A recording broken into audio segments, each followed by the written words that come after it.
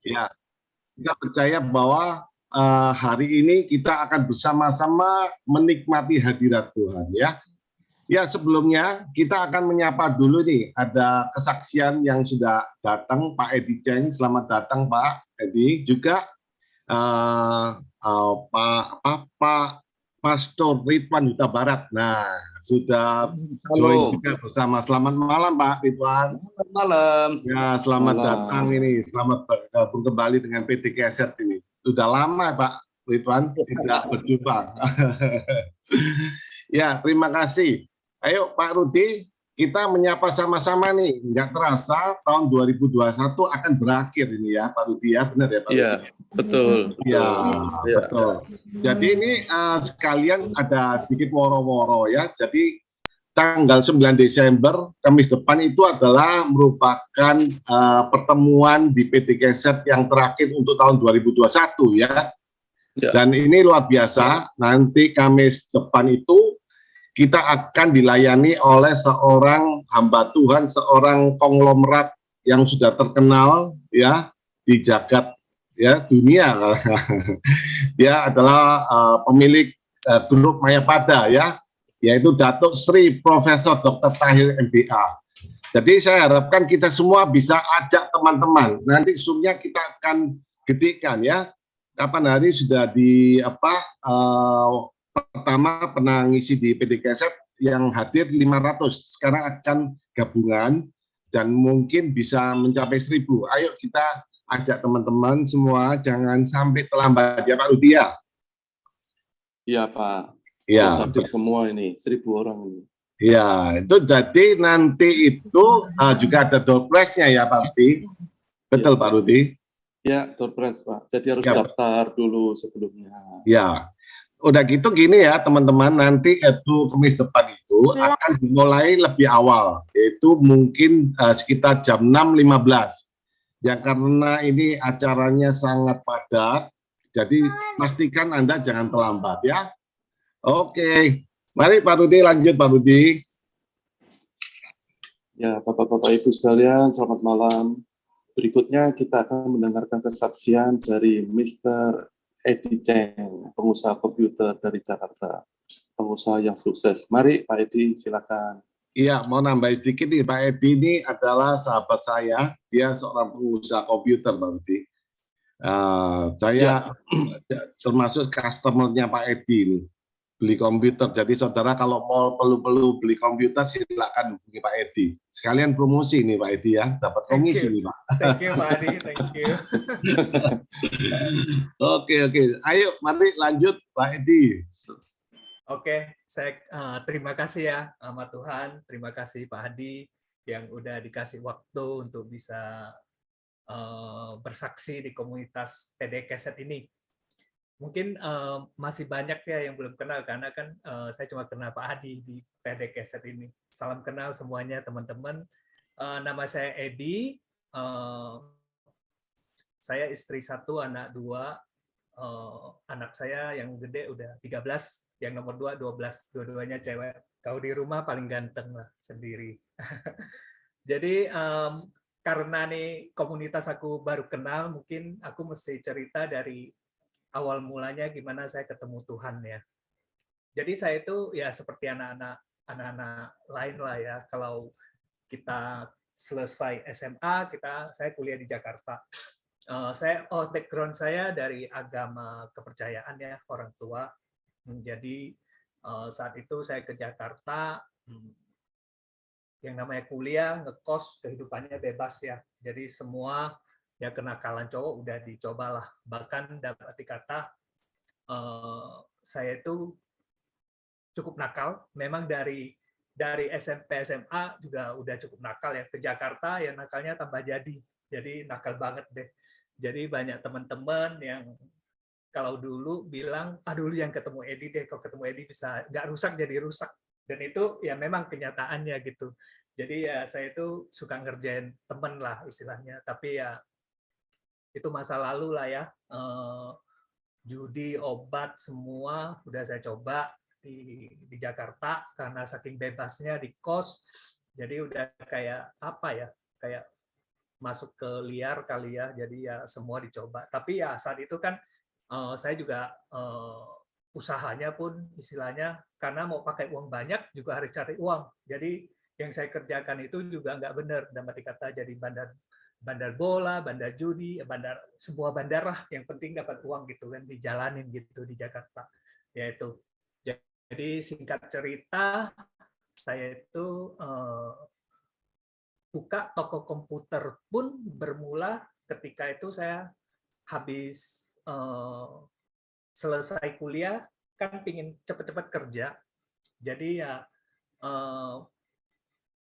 beli itu, ada teman yang usaha garment, saya beli baju, udah itu dagang di Pontianak, biasa ya istilahnya saking semangatnya lah ya, jadi istilahnya jual, udah itu rencana ke Jakarta wisuda, bawalah uang untuk mama support untuk beli barang dagangan untuk pulang jualan, tak taunya habis di judi. Saya nggak berani pulang tuh, cari alasan, akhirnya join, bukalah toko komputer bermodal 4 orang gitu. Jadi bilang, "Mah, mau buka toko komputer nih." Jadi istilahnya buka toko komputer itu gara-gara kepepet gitu loh. Jadi ya udah buka toko komputer, join berempat, akhirnya ya jadilah toko komputer dan minta support dikit lagi karena uang yang pertama kan memang udah habis total kan, nggak berani pulang gitu kan. Ya itulah asal usul cerita toko komputer yang terjadi di Harko Mangga 2 dulu gitu. Tapi jalan nggak berapa lama, akhirnya dari toko kecil modalnya juga pas-pasan, ya udah usaha yang namanya merantau ya, pikir 2 tahun kalau nggak jadi, udahlah mau pulang ke Kalimantan aja gitu kan. Saya asalnya dari Pontianak gitu kan. Tapi ya Tuhan berkehendak lain lah istilahnya ya, saya terjun di dalam 2 tahun nggak bangkrut juga, dan akhirnya malah jalan, malah lumayan gitu kan, dan mulai distribusi, mulai apa pas 2004 berarti saya usaha di 99-2000 ya, jadi kira 4 tahunan saya usaha. 2004 saya masuk ke dalam satu komunitas lah ya, yang nama Full Gospel, dan akhirnya di sana saya kenal Tuhan, dibaptis pula langsung di 2004 itu, dan itulah awal mula saya ketemu Tuhan gitu. Jadi istilahnya karena saking badungnya mungkin dibaptis pun diajak, ya udah siapa takut gitu ya, baptis aja. Jadi iblis pun jadi nggak sempet ganjal gitu loh. Jadi istilahnya udah langsung dicomot. Begitu dibaptis sudah langsung ikut Tuhan gitu kan. Nah, di sana saya benar-benar ngalamin hidup baru lah ya. Jadi begitu kita dibaptis kan, di mana kita menjadi manusia baru, itu kita udah bukan diri kita lagi gitu. Jadi bukan karena kita hebat berhenti rokok, bukan karena kita hebat tidak mau lakukan dosa, tapi karena kita udah ditebus sama Yesus, dan Yesus yang buat kita tidak mau melakukan hal-hal demikian gitu. Jadi sambil jalan saya pun tidak berasa cukup nyemplung dalam lah ya di komputer istilahnya. Dari 2000, 2004 distribusi, dan 2010 saya udah saya termasuk di komputer itu generasi ketiga. Jadi generasi pertama itu ada yang level atas, generasi kedua itu yang importis kelas kayak Astrindo, saya generasi ketiganya lah. Kita generasi ketiga di komputer. Jadi saat itu pun 2007-an saya juga sempat ke Surabaya nyari-nyari dealer bersama bosnya Vigen, ke Makassar juga ya toh, ya keliling kota lah, hampir banyak kota yang saya udah pernah kunjungin. Jadi singkat cerita di dalam 2004 itu saya masuk ke Full Gospel, tanpa terasa saya pun membentuk namanya IT chapter di Harko Mangga 2. Di sana kita kenalin istilahnya menjangkau pengusaha komputer yang dari dulu saingan, jadi akhirnya ikut fellowship bersama-sama. Buka lagi Mangga 2 Mall chapter, buka lagi Harko Mas chapter. Di Harko Mangga 2 itu ada 3 chapter. Dan sampai sekarang kita masih ada fellowship, tapi sejak itu lebih banyak online-nya lah ya, belum ada offline. Jadi tanpa terasa kita melayani Tuhan, bisnis pun tidak terasa buka-buka aja, karena 1 tahun itu saya buka hampir 4 cabang, 5 cabang gitu. Ada di Surabaya, di Bandung, di Semarang, Jogja gitu. Jadi ya semua running well, so far so good istilahnya. rasain kasih mula-mula dengan Tuhan, dan tanpa terasa pun semua dicukupkan. Saya married tergolong cukup telat ya, karena saya kan nakal banget. Saya married umur tahun 33 tahun baru married, dan tidak terasa married Januari, November saya udah dapat satu yang cewek, yang gede sekarang, dan 1 tahun lebih udah dikasih satu. Ya udah, jadi istilahnya di dalam Tuhan selalu cukupkan dan tidak pernah terlambat, dan istilahnya tepat pada waktunya lah. Saya merasakan itu banget. Dan di bisnis pun saya nggak ada trauma masalah sampai di 2014 IT saat itu mengalami satu krisis ya. Di 2012, 13, 14, 15 IT krisis karena saat itu trennya mobile phone. Mobile phone itu udah hampir menggantikan semua kebutuhan komputer. Jadi bahkan orang mengganti komputer tertunda semua karena orang lebih keren mengganti mobile phone. Jadi saat itu IT bisnis cukup berasa. Kita yang dari dulu yang istilahnya cukup besar, cost-nya udah gede, omsetnya turun, cost susah turun gitu kan. Jadi akhirnya begitu kita dari besar ke kecil itu banyak pada saat join, untung kan fine-fine aja ya. Jadi begitu pada saat masalah atau mulai adalah istilahnya, karena kan partner juga ada ya. Kita ada pada saat kita cukup besar, kita itu ada beberapa spare istilahnya, yang ini buka join lagi dan orang lain bikin divisi corporate, ya, atau ada lagi kita join lagi bikin restoran. Nah, jadi pada saat kita lagi selesai di sini, kita cari-cari yang lain tuh nggak ada yang jadi semua gitu kan. Jadi semua jadi kos, sehingga yang kelihatan lumayan oke itu yang main project lumayan oke. Jadi akhirnya 2016 kita pisah berdua partner. Akhirnya sekarang saya dengan partner baru jalan ya so-so aja, karena mungkin dia bukan seperti founder yang kita sama-sama dirikan ya. Jadi ya biasa-biasa aja. Kadang sempat lemes juga ya, karena kan dapatin partner bisnis itu kan kayak kawin ya, pengantin gitu ya. Habis kawin nggak gampang kita ceraikan gitu kan, nggak gampang kita putus gitu aja, karena udah banyak yang ada di dalamnya gitu loh. Jadi nggak gampang lah, nggak segampang itu gitu kan. Jadi akhirnya ya saya jalan udah berapa tahun ya, dari 2016, 17, 18, ini udah hampir 2021, hampir 45 tahun. Nggak ada growth yang terlalu berarti. Makanya saya terakhir kan Pak Hadi juga suruh saya kesaksian. Kalau kesaksian yang saya ada satu yang saya gumulin, jadi masih dalam gumulan lah istilahnya. Tapi saya percaya Tuhan pasti buka jalan. Jadi istilahnya kita ngalamin masa yang sangat diberkati Tuhan, kita juga ngalamin masa yang paling down. Cuma yang paling kita bawa itu, apakah kita masih terus mengandalkan Tuhan gitu. Nah, itu yang kadang pada beberapa saat tuh saya merasa kok kerohanian saya kok sangat bawah gitu ya. Jadi saya ketemu teman yang istilahnya yang tidak pelayanan lah ya, bahkan udah tinggalin pelayanan, dan dia 2 tahun dia udah ngalihkan bisnisnya ke, kita ngomong di sini lah ya, istilahnya yang judi online gitu kan. Terakhir dia ngomong ke saya, udah kamu ikut saya aja. Dan saya sudah sempat kayaknya, oke, urus apa? Urus web, pokoknya semua web kamu bereskan semua, kamu yang iklanin semua kan kamu ngerti di IT. Saya pikir, oke lah ya, tapi kok gue nggak dapet orang yang untuk bisa kerjain gitu ya. Kayaknya akhirnya benar-benar sampai sekarang saya tidak ngerjain itu. Dan terakhir itu adalah Pak Rudiap telepon saya, gimana web for gospel, lu udah beresin sampai mana? Oh iya ya. Jadi serasa konfirmasi banget gitu ya, bahwa yang saya harus kerjakan adalah pekerjaan Tuhan gitu loh, bukan perlawanan. Dan saya merasa PD Keset ini sangat luar biasa gitu. Kenapa luar biasa? Karena Pak Hadi itu selalu ngundang saya di sini, dan ketika saya lemah, saya ikut PD Keset itu saya selalu dikuatkan.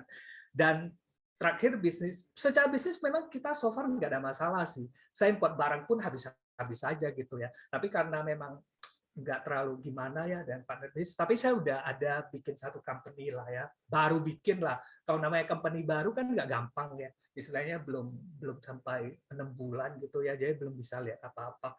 Tapi ya saya percaya, saya berasa saya nggak punya skill lain lagi selain di IT, karena mungkin udah kelamaan kali ya. Jadi ya saya juga berasa karena jujur di 2014-15 kita ada buka restoran, kita ada buka Century, kita buka banyak, kita habis di sana costing semua gitu, dan nggak ada hasil apa-apa, bahkan ngeluarin uang dengan gampangnya mau balikin itu setengah mati gitu, bahkan 10% pun nggak ada yang balik gitu. Jadi ya saya berasa Pak Hadi satu mentor yang baik ya, dalam arti kata ya istilahnya dia punya feeling yang kuat dengan Tuhan gitu loh, makanya ya saya bersyukurlah ada di PD Keset ini. Ya itu aja kesaksiannya Pak Hadi. Iya. Mantap. Mantap, luar biasa. Pak Edi Cheng ini dari Kuntian ya, Tio Junang ya. Ya Pak, Ibu pun masih di sana. Aku kemarin baru pulang. Iya. Saya lama Pak, 7 tahun di sana. Luar biasa, Pak Edi. Iya. Saya 7 tahun di Kuntian. Ya. Mantap. Luar biasa dari saya. Cuma perantau sendiri Pak di sini, perantau sendiri. Ya, saya dulu juga merantau di Kuntian sendirian. Iya, ini luar biasa ya, kita diberkati semua dengan kesaksiannya Pak Edi. Ini mungkin ada satu pertanyaan ini untuk Pak Edi ya, Pak Rudi ya, boleh ya? Ya, boleh. Ya, boleh. itu kira-kira ada perbedaan bagaimana Pak setelah bertobat? Kalau saya lihat ceritanya itu tadi kan dengar sebelumnya karakternya itu negatif, sekarang positif. Tetapi dalam menghadapi masalah-masalah yang ada itu loh Pak, bagaimana Pak? Dengan keluarga, juga bisnis, itu bagaimana Pak mengatasi, ataupun apakah karakter lama itu timbul lagi, atau bagaimana Pak cara mengatasi itu Pak? Saya sejak bertobat ya Pak, saya tuh orangnya dari dulu nggak pernah mau repotin orang gitu. Jadi kadang ada masalah ya saya nangis lah di hadapan Tuhan. Kadang nyanyi juga bisa sampai nangis sendiri gitu.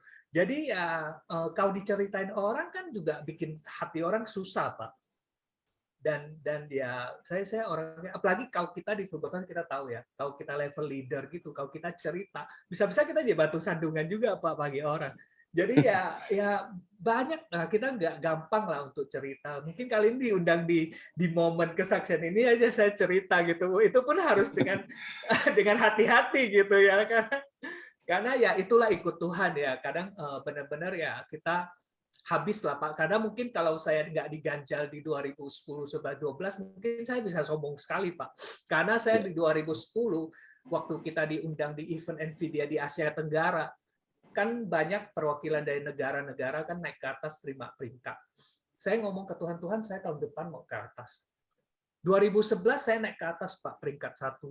2012 pun saya naik ke atas peringkat 1 se-Asia Tenggara. Jadi mungkin ya inilah saya pernah nyicipin apa yang Tuhan kasih, dan Tuhan mungkin ya semua kembali lagi ya, supaya kita harus semua perannya peran Tuhan bukan peran kita Pak. Mungkin kalau saya terus sampai sekarang mungkin saya merasa perannya peran saya bukan peran Tuhan gitu loh. Jadi itu aja sih Pak Adi. Ya. Luar biasa. Ya itu bedanya ya Pak Rudi ya, bahwa orang kalau sudah bertobat itu ngomongnya rendah hati terus gitu ya. Nama Tuhan ya, karena itulah luar biasa contoh ya dari seorang pria yang sudah bertobat gitu Pak Rudi. Sangat humble. Lebih baik menangis di hadapan Tuhan daripada di hadapan manusia. Mantap. Mengandalkan Tuhan saja. Iya, oke, luar biasa. Nah ini sekarang bagaimana kalau kita foto dulu ya? Kita tahun 2021 ini mau berakhir ini ya. Jadi saya sekali lagi umumkan 9 Desember, Kamis depan itu adalah pertemuan PD Keset yang terakhir di 2021. Ayo kita ajak teman semuanya, penuhi ya Zoom kita, link yang akan kita tambahkan supaya banyak orang mendengarkan firman kebenaran, nama Tuhan dimuliakan ya. Ayo kita foto bareng yuk, kita berikan tanda bisa jempol atau hati-hatian supaya fotonya nanti boleh semarak ya. Mari Pak Sofyan siap-siap ya. Ayo senyum semua, video dibuka semua ya. kenang-kenangan di tahun 2021. Ayo, mari Mas Sofyan. Pasang senyum yang manis. Teman-teman, minta tolong videonya dibuka semua ya. Kita mau acara foto dulu nih. Ayo, saya hitung ya. 1, 2, 3.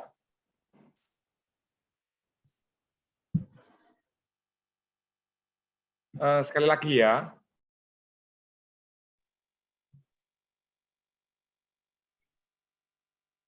Oke, thank you Pak Sofyan, Tuhan memberkati. Mari Pak Lutfi, acara selanjutnya apa ya Pak Lutfi? Acara selanjutnya satu lagu untuk masuk ke firman Tuhan. Tapi Mantap. ya, silakan Pak Jeffer. Puji Tuhan. Ya, kita akan masuk dalam firman Tuhan. Ayo kita siapkan hati pikiran kita. Jangan sambil tiduran ya, nanti videonya dimatikan terus tiduran gitu ya. Nanti keburu tidur firman Tuhannya nggak nyampe ini. Ini luar biasa. Saya mau undang Pak Ridwan itu mesti harus janjian 1 tahun nih Pak ya. Ini jadi kalau bisa hadir di sini itu adalah kemurahan Tuhan. Jadi jangan sia-siakan kesempatan ini. Ya, mari Pak Jeffer 1 lagu pujian. Mari. Puji Tuhan. Terima kasih sekali lagi kesaksiannya Pak Edi. Tuhan memberkati ya. Kita juga sudah diberkati lewat kesaksian yang luar biasa. Kita akan siapkan hati pikiran untuk kita masuk dalam firman Tuhan. Hambanya Pak Ridwan sudah diutus Tuhan untuk memberkati kita pada malam hari ini. Terima kasih Tuhan. Yesus, Kaulah juru selamatku. Ku akui Kau Tuhan bagiku. Kau terang bagi saat gelapku. Kau pintu bagi setiap jalan. Sekali lagi bersama katakan, Yesus, Kaulah juru selamatku. Ku akui Kau Tuhan bagiku. Kau terang bagi saat gelapku. Kau pintu bagi setiap jalan.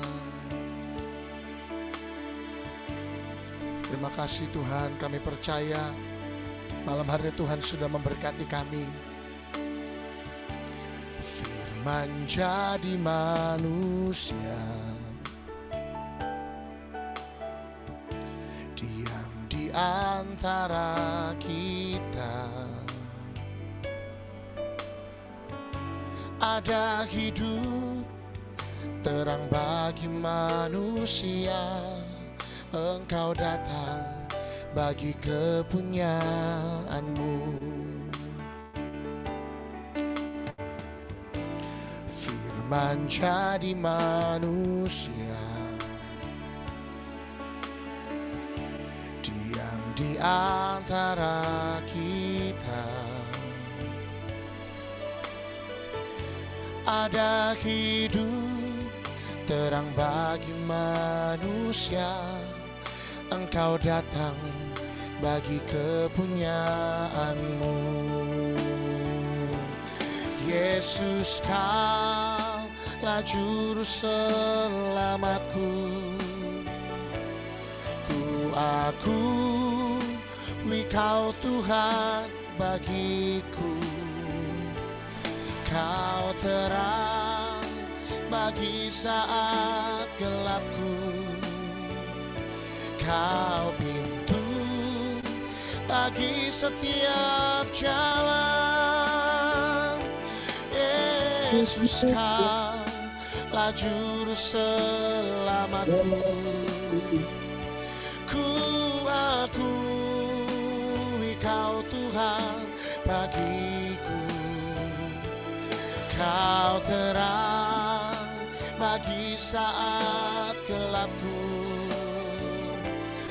Kau pintu bagi setiap jalan. Sekali lagi bersama-sama, terima kasih Tuhan. Yesus, Kaulah juru selamatku. Ku akui Kau Tuhan bagiku. Kau terang bagi saat gelapku. Kau pintu bagi setiap jalan. Yesus, Kaulah juru selamatku. Ku akui Kau Tuhan bagiku. Kau terang bagi saat gelapku. Kau pintu bagi setiap jalan. Katakan Kau terang. Kau terang bagi saat gelapku. Kau pintu bagi setiap jalan. Terima kasih Tuhan Yesus. Saya persilakan Bapak Victor untuk memimpin kita dalam doa firman Tuhan.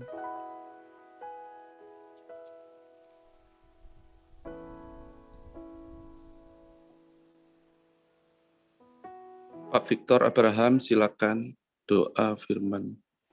Kasih Tuhan. Kami bersyukur dan terima kasih pada malam hari ini Tuhan.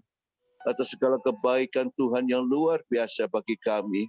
Bukan satu kebetulan kami boleh berada di dalam kumpulan Medikeset ini Tuhan malam ini. Kami bersyukur Tuhan. Kami bersyukur, terima kasih Tuhan. Sebentar lagi kami akan mendengarkan firman Tuhan. Biar Kau urapi hamba-Mu ya Tuhan, urapi kami semuanya. Tidak ada satu pun yang terlewatkan oleh firman Tuhan. Karena di dalam firman Tuhan mengandung segala janji Tuhan yang luar biasa. Mulai hari ini Tuhan kami boleh tetap melihat betapa kasih-Mu dan kemuliaan-Mu dalam kehidupan kami. Terima kasih Tuhan. Kami siap dan membuka hati kami untuk menerima firman Tuhan yang penuh dengan janji-janji Tuhan. Terima kasih di dalam nama Tuhan Yesus Kristus kami sudah berdoa dan mengucap syukur. Haleluya. Amin. Amin. Ya, mari Pak Ridwan, silakan. Shalom, semua saudara. Shalom. Shalom. Apakah suara saya cukup jelas? Mantap. Sangat jelas, mantap. Oke. Terima kasih Pak Hadi, Jeffer, Franz, dan semua yang lainnya yang nggak saya sebut satu persatu. Tema kita hari ini adalah nilai yang termulia, yaitu kasih atau kasih setia. Tema ini penting sekali karena banyak orang di dunia ini mayoritas tidak tahu konsep nilai yang termulia. Bahkan sayangnya banyak orang Kristen dan kalangan kami hamba Tuhan pendeta juga gagal fokus. Akhirnya yang dikejar nilai-nilai menurut dunia. Akhirnya ketika masa penghakiman akan kecewa.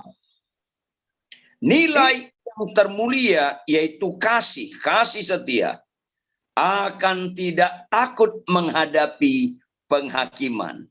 Karena itu nilai sejati. Karena itu nilai apa? Nilai sejati. Ini penting sekali. Mari sama-sama kita buka Alkitab kita, ayat yang sangat terkenal. Yohanes 3 ayat 16, berkenan dengan menjelang Natal. Yohanes 3 ayat 16, minta tolong satu orang membacakannya buat kita. Apakah host atau WL silakan. Yohanes 3 ayat 16. Ya, saya bacakan Pak ya. Silakan Pak Adi. Karena begitu besar kasih Allah akan dunia ini, sehingga ia telah mengaruniakan anaknya yang tunggal, supaya setiap orang yang percaya kepadanya tidak binasa, melainkan beroleh hidup yang kekal. Nah, catat baik-baik saudara, konstruktif kebenaran bacaan ini bahwa dunia pasti binasa. Dan binasa karena dosa, kejahatan semata-mata.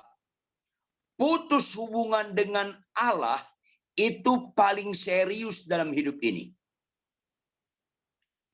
Putus hubungan dengan Allah itu paling serius dalam hidup ini. Berdosa itu paling serius dalam hidup ini.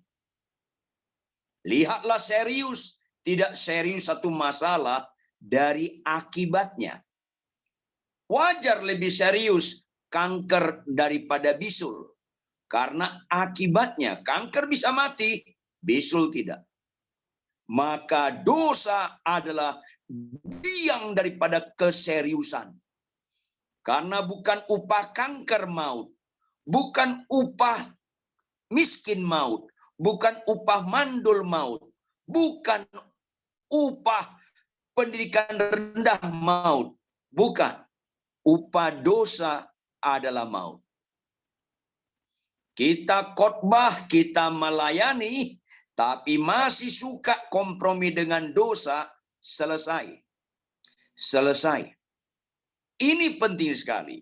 Maka dalam keberdosaan manusia, seteru Allah, statusnya seteru Allah, musuh Allah, pantas masuk ke neraka. Pertanyaan dari ayat yang dibacakan oleh Pak Hadi tadi. Perhatikan baik-baik. Apa yang menggerakkan? Saya ulangi. Apa yang menggerakkan Allah Bapa mengaruniakan anaknya yang tunggal supaya setiap orang percaya kepadanya tidak binasa, melainkan beroleh hidup yang kekal. Apa yang menggerakkan Allah untuk mengaruniakan anaknya yang tunggal? Ada yang tahu apa yang menggerakkannya? Karena kasihnya, Pak. Yes, jangan lupa itu. Karena kasihnya. Tanpa itu kita semua binasa. Maka nilai yang termulia, nilai yang sejati adalah kasih. Ini penting sekali saudara. Malanglah nasib Anda dan saya.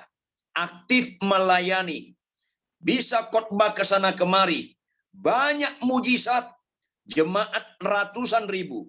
Tetapi tidak hidup dalam mengasihi. Malanglah nasib kita.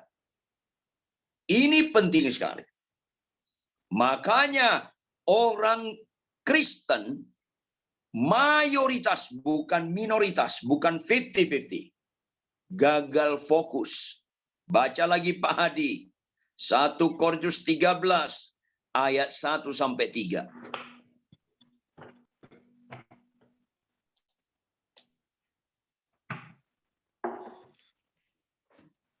Ya, 1 Korintus 13 ayat 1 sampai 3. Ya.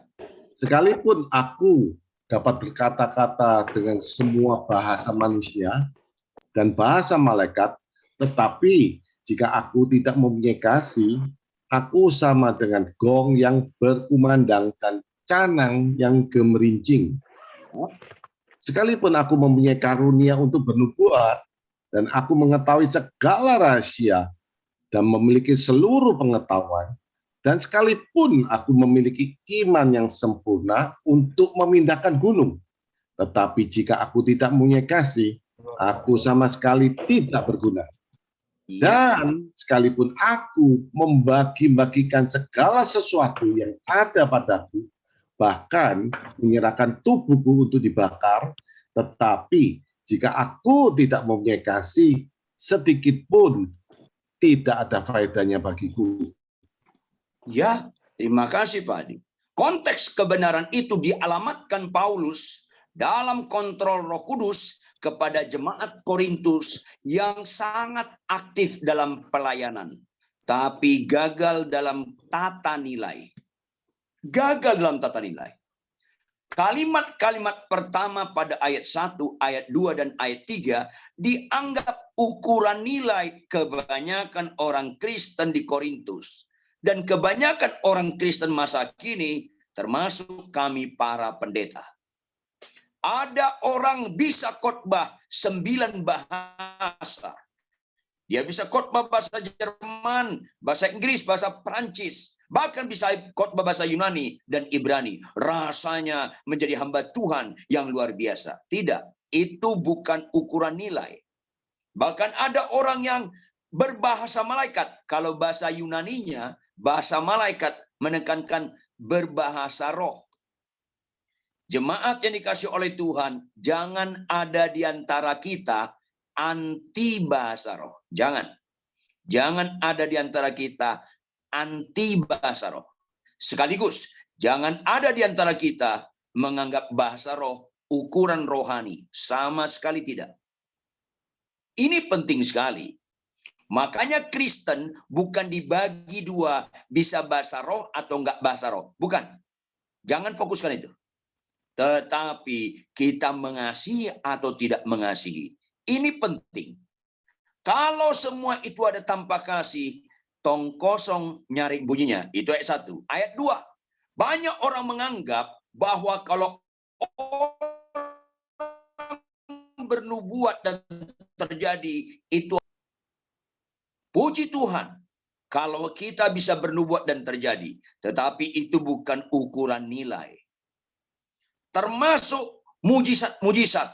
Banyak menyembuhkan, mendoakan orang sakit sembuh, mendoakan orang lumpuh berjalan, dan sebagainya. Itu bukan kesimpulan nilai, Bapak, Ibu, Saudara. Jangan gagal fokus. Termasuk pengetahuan, sekolah teologi tinggi-tinggi, sarjana teologi, master teologi, doktor teologi. Gereja membutuhkan sekolah teologi yang sehat dan benar. Tetapi itu pun bukan ukuran nilai. Semua itu tanpa kasih, nggak ada manfaatnya. Sama sekali nggak ada. Termasuk pada ayat 3, suka memberi, suka berkorban. Kalau tidak ada kasih, nggak ada artinya sama sekali. Karena yang bernilai kekal itu kasih. Baca lagi Pak Hadi. 1 Korintus 13 ayat 8.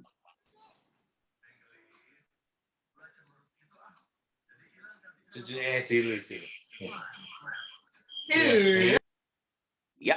1 Korintus 13 ayat 8. Kasih tidak berkesudahan. Ya. Nubuat akan berakhir, bahasa roh akan berhenti, pengetahuan akan lenyap. Ya, Alkitab kita cukup jelas. Hanya kasih yang tak berkesudahan. Hanya kasih orang Kristen yang mengaplikasikan kasih dalam kehidupan sehari-hari yang tahan masa penghakiman. Orang yang bernubuat, orang yang berbahasa roh, orang sekolah teologi tinggi-tinggi silakan. Tetapi kalau nggak ada dikuasai kasih, berakhir. Nggak ada unsur kekekalan di balik nubuat, bahasa roh, maupun teologi tinggi-tinggi. Walaupun perlu dalam kehidupan sementara ini. Kasih yang tidak berkesudahan. Allah adalah kasih. 1 Yohanes 4 ayat 8. Allah menciptakan manusia menurut gambar dan rupa Allah. Maka manusia itu sesungguhnya adalah makhluk kasih. Tersirat dari Allah menciptakan manusia menurut gambarnya. Dan ketika manusia jatuh dalam dosa, Roma 3 ayat 3, semua orang telah berbuat dosa, tidak terkecuali siapapun. Semua orang, entah Nabi Adam, Abraham, Nuh, Ayub, Daud,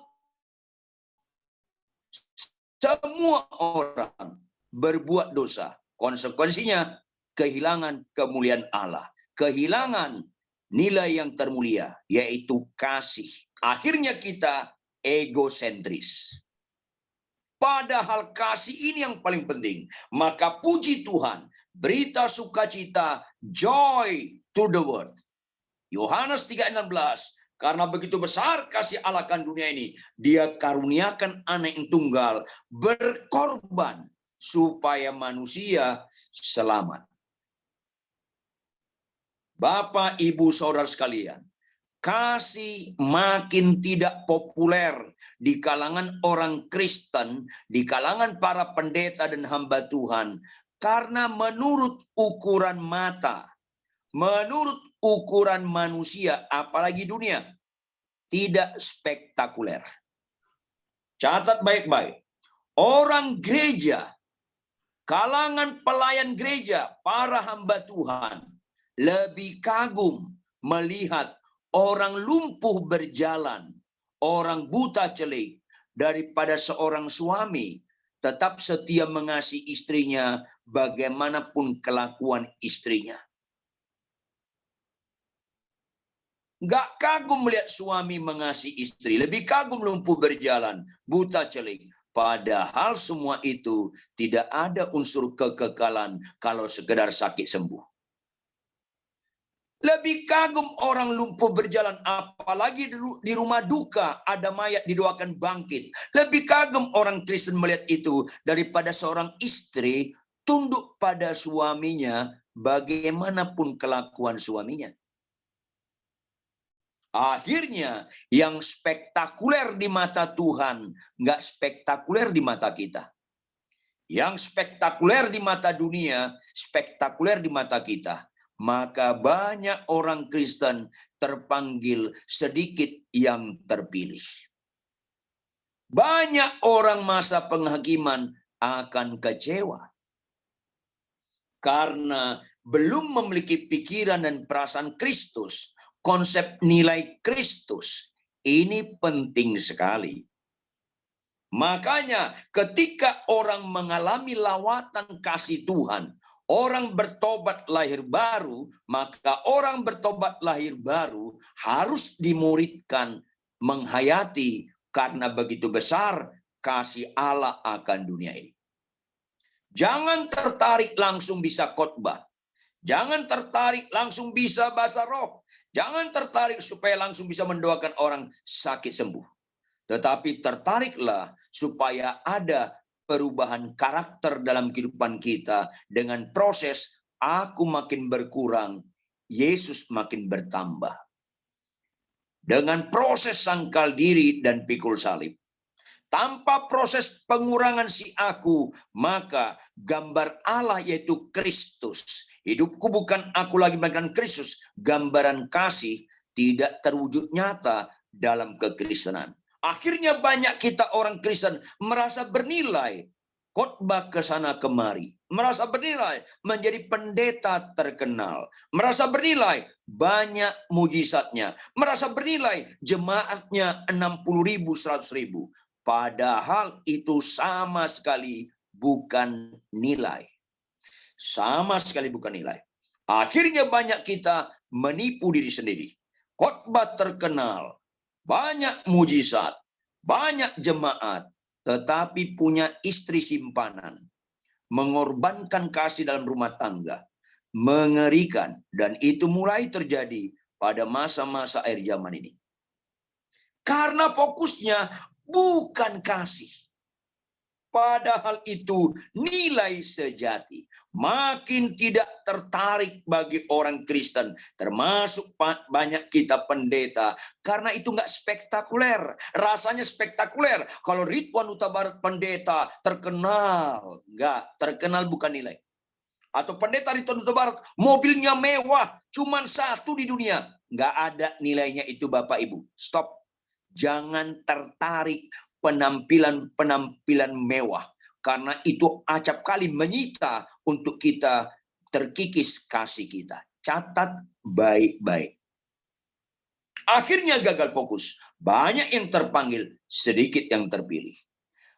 Hidup dalam nilai yang sejati bukan saja tidak spektakuler di mata manusia. Juga prosesnya memiliki tingkat kesulitan yang sangat tinggi. Menjadi pengkhotbah terkenal gampang. Banyak orang Kristen, banyak mujizatnya. Mempengaruhi masa untuk mengikut kita, sehingga jemaat kita banyak, gampang dipelajari. Nggak usah percaya Yesus pun bisa punya masa yang banyak.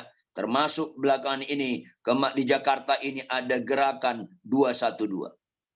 Masa yang banyak, jemaat yang banyak, stop. Itu bukan nilai.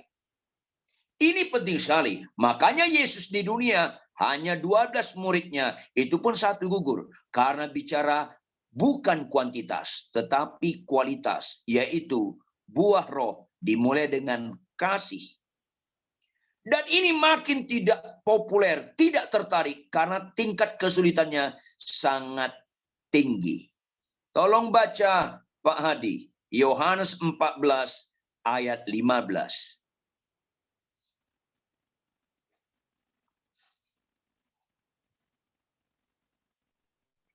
Yohanes 14 ayat 15 berkata, "Jikalau kamu mengasihi aku, kamu akan menuruti segala perintahku." Catat baik-baik Bapak Ibu. Jangan lupa mencatatnya. Jangan lupa mencatatnya. Dan hafal ayat ini sampai mati. Tidak ada kerohanian yang begitu indah selain mengasihi Tuhan. Pengkhotbah terkenal tidak jaminan rohaninya bagus. Jemaat ratusan ribu tidak jaminan rohaninya bagus. Banyak mujizatnya tidak jaminan rohaninya bagus. Tetapi orang yang mengasihi Tuhan pasti rohaninya bagus. Caranya cuma satu Bapak Ibu Saudara. Catat baik-baik. Caranya cuma satu. Jikalau engkau mengasihi aku, kamu menuruti segala perintahku. Kebanyakan orang Kristen gagal fokus. Alkitab kita dibagi banyak bagian. Tergantung dari aspek mana Anda mau lihat. Tetapi secara etika praktis, Alkitab kita dibagi dua bagian. Catat baik-baik. Secara etika praktis, Alkitab kita dibagi dua bagian. Apa itu? Bukan perjanjian lama, perjanjian baru. Bukan. Catat baik-baik. Dibagi dua bagian. Apa itu? Perintah dan janji. Diulangi di tempat Anda masing-masing. Apa itu? Perintah dan janji. Contoh, cari dahulu kerajaan Allah dan kebenarannya. Itu perintah. Maka semuanya ditambahkan kepadamu. Itu janji. Secara etika praktis, Alkitab kita dibagi dua, perintah dan janji. Dan yang paling disukai orang Kristen, janji. Makanya orang seringkali salah dan akhirnya menyesatkan. Fokus pada janji Tuhan, itu lama-lama ngawur. Catat baik-baik. Beriman pada janji Tuhan, lama-kelamaan belok Anda. Fokus itu pada perintah Tuhan. Beriman itu pada perintah Tuhan, bukan pada janji Tuhan. Catat baik-baik. Kalau Anda beriman pada janji Tuhan, sama sekali nggak ada istimewanya. Why? Mengapa? Karena Tuhan nggak pernah ingkar janji. Tuhan nggak perlu diragukan. Kalau Anda percaya kepada orang yang pribadi yang nggak diragukan, itu nggak ada istimewanya. Orang dia nggak perlu diragukan. Beriman itu pada perintah Tuhan. Karena beriman bukan sekedar percaya, melainkan mempercayakan diri. Ketaatan adalah mempercayakan diri. 10 orang sakit kusta, semuanya percaya Yesus sanggup menyembuhkan. Semuanya percaya. Rata-rata orang gereja dan tidak sedikit para pendeta, modelnya kayak 10 orang sakit kusta. Semuanya percaya kepada Yesus. dan semuanya sembuh. Semuanya sembuh. Tapi 9 binasa masuk neraka. 1 yang selamat. Karena yang 1 tidak sekedar percaya, tetapi mempercayakan hidupnya kepada Yesus. Makanya ibadah yang sejati adalah mempercayakan hidup dengan cara persembahkan tubuhmu sebagai persembahan yang kudus, yang hidup, yang kudus, dan yang berkenan kepada Allah. Bukan masalah berkenan pada kita. Orang ke gereja soal sakit sembuh atau enggak sembuh, bukan itu penekanan gereja. Jangan ngawur. Penekankan gereja bukan soal sakit sembuh, bukan makin meningkat ekonominya. Bukan, stop. Apa bedanya kita akan ke Gunung Kawi kalau arahnya ke situ? Penekanan orang gereja adalah supaya berubah kelakuan, supaya hidup kita yang mengalami kasih dan mengasihi. Yang pemarah jadi lemah lembut, yang sombong jadi rendah hati, yang pelitnya auzubillah bin jalik jadi suka memberi, yang pemalas jadi rajin, yang pembohong jadi jujur, yang suka berzina jadi suka hidup dalam kekudusan dan kesetiaan. Perubahan kelakuan. Makanya orang Kristen ciri utamanya bukan bisa khotbah. Ciri utama Kristen bukan sakit sembuh. Ciri utama Kristen bukan bahasa roh. Ciri utama Kristen bukan nubuat. Ciri utama Kristen keteladanan dalam kelakuan, yaitu kasih. Ini penting sekali Bapak Ibu. Beriman yang benar fokusnya perintah Tuhan. Janji Tuhan belajar beriman. Tetapi perintah Tuhan bicara iman yang sejati. Ketika Allah berjanji kepada Abraham, Abraham, kau akan punya keturunan sebanyak bintang di langit, sebanyak pasir di pinggir lautan. Kenyataan, nggak langsung hamil Sarah. Karena beriman, belajar kepada janji, itu belajar beriman. Belum beriman, masih belajar. Ketika 5 tahun, 10 tahun, Sarah nggak hamil. Belajar beriman Abraham. Akhirnya Abraham umur 100 tahun. Sarah umur 90 tahun. Diingatkan bahwa istrimu akan mengandung. Sarah sinis. Rasanya kurang kerjaan umur 90 tahun. Hamil. Tetapi akhirnya dapat anak. Tetapi kemudian bukan bicara janji, bicara perintah menunjukkan Abraham lulus sebagai bapak orang beriman. Abraham, ambil anakmu yang tunggal, yakni Ishak yang kau kasihi, sembelih dia bagiku. Perintah tingkat kesulitan yang paling tinggi dialamatkan kepada manusia yang berdosa, dialamatkan kepada orang yang percaya kepada Allah, ada pada Abraham. Paling tinggi. Ayub tidak pernah disuruh potong anak, Musa nggak pernah suruh potong anak, Daud tidak pernah, Paulus tidak pernah.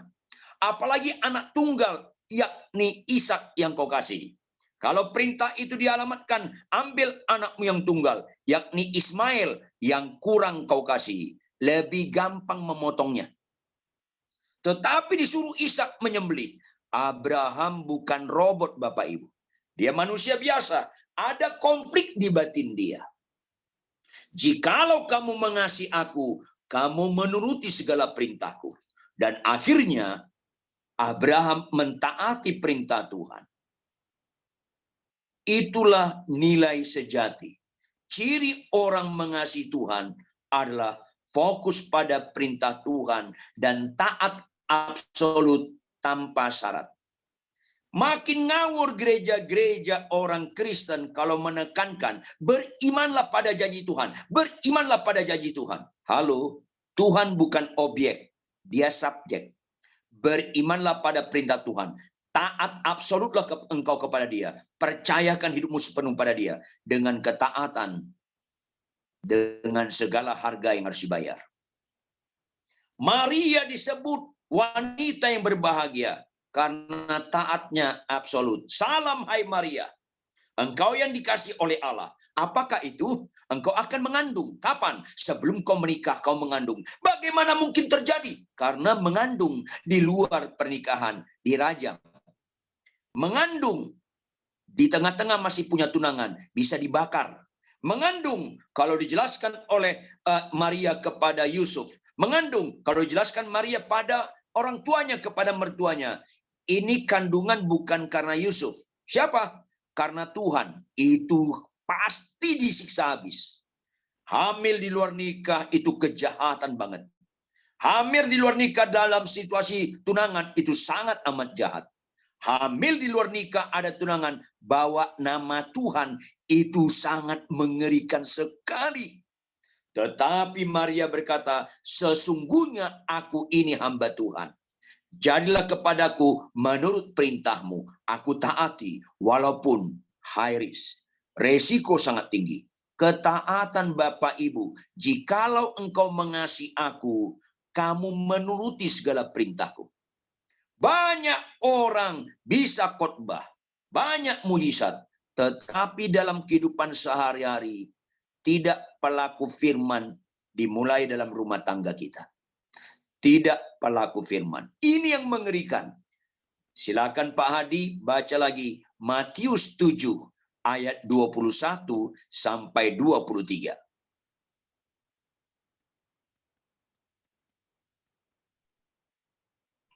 Ya, Matius 7 ayat 21 sampai 23. Bukan setiap orang yang berseru kepadaku, Tuhan, Tuhan, akan masuk ke dalam kerajaan surga, melainkan dia yang melakukan kehendak Bapakku yang di surga. Pada hari terakhir, banyak orang akan berseru kepadaku, Tuhan, Tuhan, bukankah kami bernubuat demi namamu, dan mengusir setan demi namamu, dan mengadakan banyak mujizat demi namamu juga? Pada waktu itulah aku akan berterus terang kepada mereka dan berkata, aku tidak pernah mengenal kamu, enyalah daripadaku, kamu sekalian pembuat kejahatan. Terima kasih Pak Hadi. Ayat firman itu bukan gertakan Bapak Ibu. Ayat firman itu bukan gertakan, tetapi pasti digenapi. Banyak kami hamba Tuhan akan ditolak Tuhan. Karena banyak teriak Tuhan, Tuhan.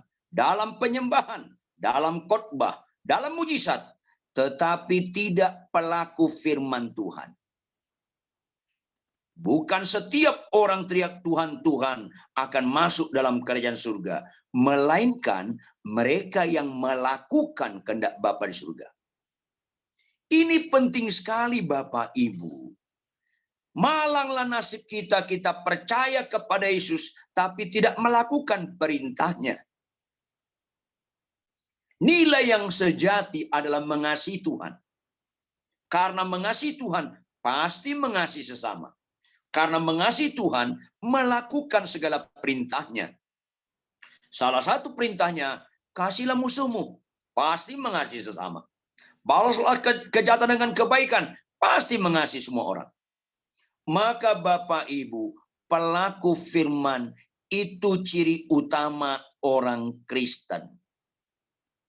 Lanjut baca Pak Hadi. Matius 7 ayat 24 sampai ayat 27. Matius 7, 24 sampai 27. Ya. Setiap orang yang mendengar perkataanku ini dan melakukannya, ia sama dengan orang yang bijaksana yang mendirikan rumahnya di atas batu. Kemudian turunlah hujan dan datanglah banjir. Lalu angin melanda rumah itu, tetapi rumah itu tidak rubuh sebab didirikan di atas batu. Tetapi setiap orang yang mendengar perkataanku ini dan tidak melakukannya, ia sama dengan orang yang bodoh yang mendirikan rumahnya di atas pasir. Kemudian turunlah hujan dan datanglah banjir, lalu angin melanda rumah itu, sehingga rubuhlah rumah itu dan hebatlah kerusakannya. Nah Bapak Ibu Saudara, orang Kristen dibagi dua, hidup mengasihi atau tidak mengasihi, atau pelaku firman atau tidak pelaku firman. Bukan dibagi dua, baptis selam atau percik. Bukan. Bahasa roh atau enggak bahasa roh. Bukan. Protestan atau Katolik. Bukan. Karismatik atau Pentakosta. Bukan. Pelaku atau tidak pelaku. Lihat ayat 24 dengan ayat 26. Tolong bandingkan Bapak Ibu. Ayat 24 dan 26. Di mana kesamaannya? Kesamaan ayat 24 dan 26 di mana? Sama-sama pendengar firman Tuhan. Berarti dua-duanya orang gereja. Dua-duanya kelompok-kelompok hamba Tuhan. Sama-sama orang Kristen. Setiap orang yang mendengar firman-Ku. Ayat 24, 26 sama-sama mendengar. Bedanya yang satu pelaku, yang satu enggak pelaku. Orang gereja, orang Kristen, orang-orang percaya pada akhirnya dibagi dua. Pelaku firman atau tidak pelaku. Mari Bapak Ibu, bertobatlah kita semua. Kalau merasa rohani bisa khotbah, bisa mendoakan orang sakit sembuh, tetapi dalam kehidupan sehari-hari tidak pelaku firman Tuhan. Ini penting sekali. Iman tanpa perbuatan mati. Akhirnya banyak kami pendeta, hamba Tuhan, aktivis gereja. Kata Tuhan, aku tidak pernah mengenal engkau. Enyak kau pembuat kejahatan.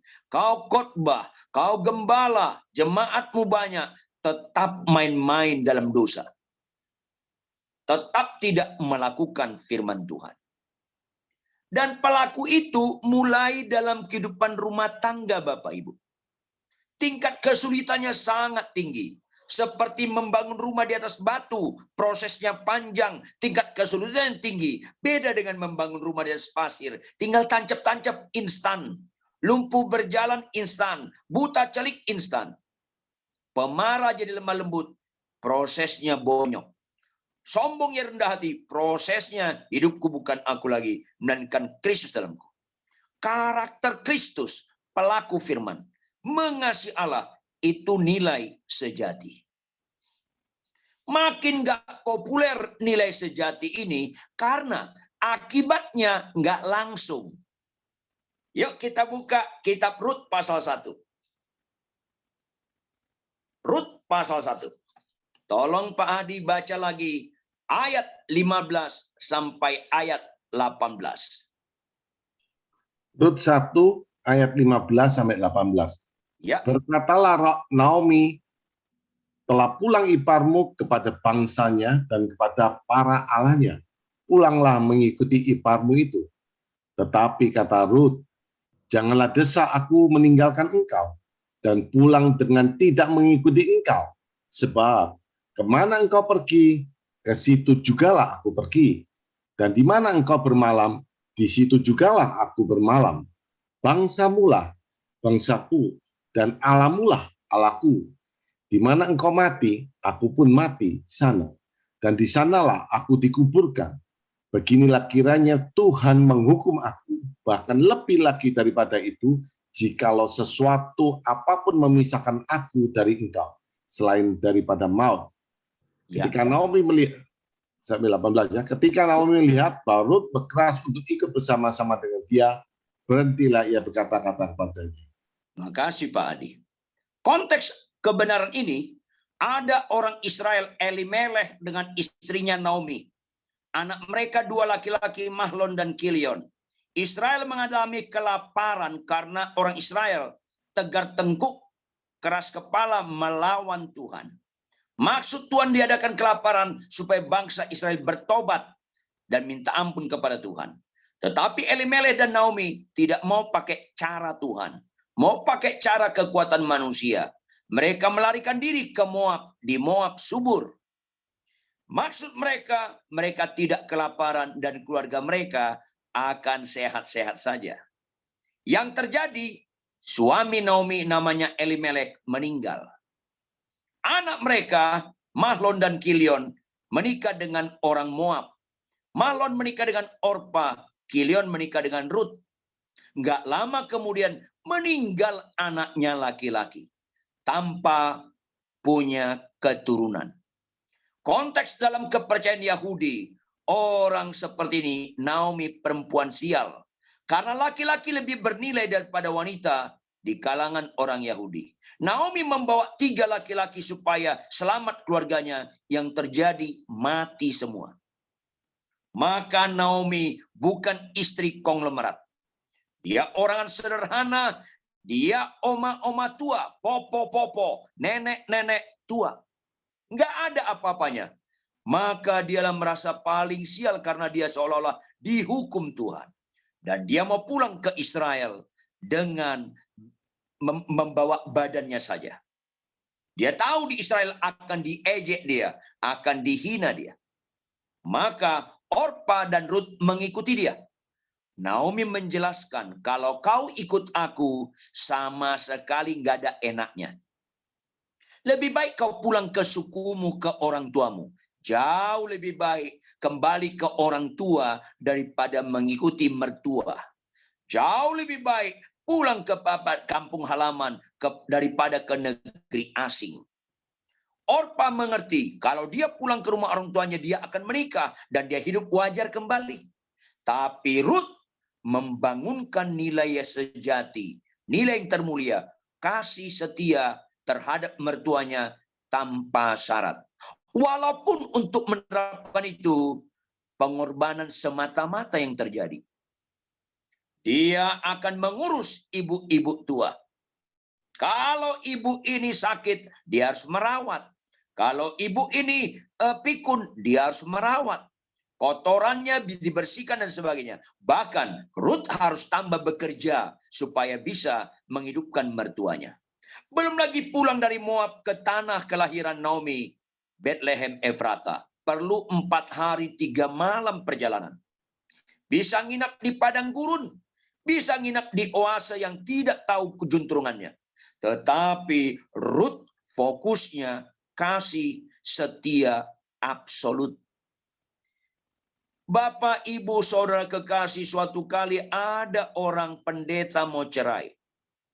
Karena istrinya cerewet dan cerewet. Istrinya juga mau cerai karena suaminya kasar. Saya bilang stop. Suami mengasihi istri nggak ada kaitannya dengan kelakuan istri. Catat Bapak Ibu, catat Bapak Ibu. Suami mengasihi istri nggak ada kaitannya dengan kelakuan istri. Istri tunduk pada suami nggak ada kaitannya dengan kelakuan suami. Suami istri taat pada perintah Tuhan karena kaitannya. Kau sudah ditebus, lunas dibayar. Kau bukan kepunyaan dirimu lagi. Kepunyaan Tuhan, imamat yang rajani, kepunyaan Allah sendiri untuk melakukan kehendaknya. Bapak-bapak, kita mengasihi istri sekalipun, walaupun apapun yang terjadi. Taat absolut, itulah nilai sejati. Ibu-ibu, tunduk pada suami, tidak tergantung kelakuan suamimu baik atau jahat, tetap tunduk. Karena fokus kita adalah membangun ketaatan kepada Allah. Walaupun menyakitkan, walaupun penuh dengan pengorbanan. Karena begitu besar kasih Allah akan dunia ini, maka identik dengan berkorban. Dia karuniakan anak yang tunggal untuk berkorban segala-galanya. Nilai-nilai ini jauh dari pekabaran firman sekarang. Akhirnya nilai-nilai kasih yang mulia, penuh pengorbanan, mulai hilang dalam gereja, dalam kehidupan Kristen, dalam kehidupan rumah tangga, dalam kehidupan suami istri. Taat tanpa syarat. Jikalau engkau mengasihi aku, kamu menuruti segala perintahku. Kita mengasihi istri, istri tunduk pada suami. Kita membalas kejahatan dengan kebaikan. Kita mengasihi musuh. Nggak ada kaitannya dengan situasi, kondisi, atau kelakuan orang. Itu kaitannya karena kita beribadah kepada Tuhan, mengabdi kepada Tuhan, setia sampai mati. Ketika masa penghakiman, Allah akan berkata, sabaslah engkau hamba yang setiawan. Karena orang menganut nilai sejati, kasih setia, itu bertahan dalam segala hal.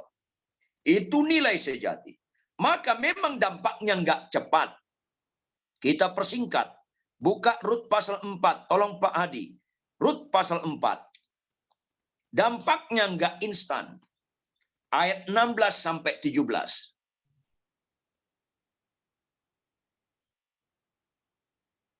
Ya, Rut 4 ayat 16 sampai 17.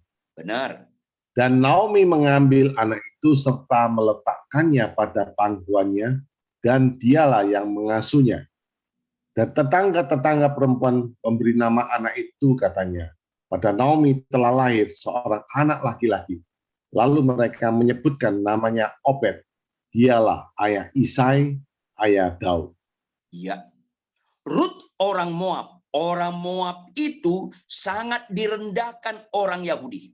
Orang Moab itu sangat dihina oleh orang Yahudi. Tetapi karena Rut menghidupkan karakter Allah, kasih tanpa syarat, akhirnya melalui itu beberapa tahun kemudian, Naomi yang tidak bernilai, nenek-nenek tua tidak punya apa-apa, akhirnya karena Rut tetap berketetapan setia sebagai menantu Naomi, walaupun anak Naomi sudah meninggal, Rut menikah dengan keluarga pihak suami Naomi, namanya Boas. Akhirnya punya anak, dan itu tetap dianggap cucunya Naomi. Maka Naomi perempuan Israel jadi bernilai oleh perempuan Moab yang dipandang hina karena menghidupkan nilai sejati, kasih setia. Berikutnya, dampak jangka panjang setelah Rut meninggal. Dia bukan saja berdampak kepada satu orang perempuan Yahudi, tetapi juga berdampak kepada bangsa Israel secara keseluruhan. Karena Raja Daud adalah cucu buyut Rut. Karena Obed itu opanya Daud. Obed itu papanya Isai. Isai itu papanya Daud. Maka Rut dipakai Tuhan karena nilai kasih setia itu sangat disukai Tuhan.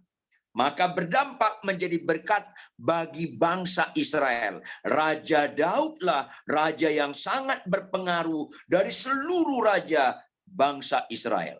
Sampai-sampai 100-200 tahun kemudian setelah Daud meninggal, semua raja Israel mengacu kepada Daud. Hizkia takut akan Tuhan, tapi tidak sesaleh nenek moyangnya Daud. Yosia menghancurkan patung-patung ibu mertuanya, tapi tidak sesaleh nenek moyangnya Daud. Daud adalah hasil dari karya Tuhan melalui nilai sejati yang dihidupkan oleh Rut. Berdampak bukan saja satu orang Israel Naomi, tapi juga bangsa Israel. Bahkan lebih dalam lagi, hidup dalam kasih setia, nilai sejati, dampaknya jangka panjang dan bersifat kekal. Baca Pak Hadi, Matius 1 ayat 1 sampai 5.